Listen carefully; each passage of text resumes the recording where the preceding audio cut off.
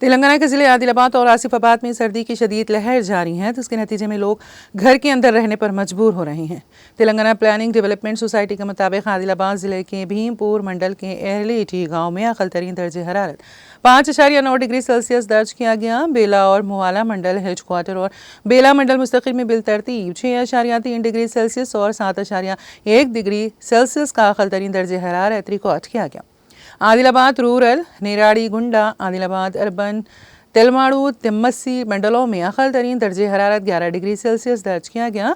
आसिफाबाद ज़िले के सिरपुर यू मंडल मुस्तकिल में अक़ल तरीन दर्जे हरारत 6.1 डिग्री सेल्सियस रहा है। तिरियानी मंडल की गांधारी गांव में अक़ल तरीन दर्जे हरारत 7.1 डिग्री सेंटीग्रेड, जबकि किरामरी मंडल में अक़ल तरीन दर्जे हरारत 8.3 डिग्री दर्ज किया गया।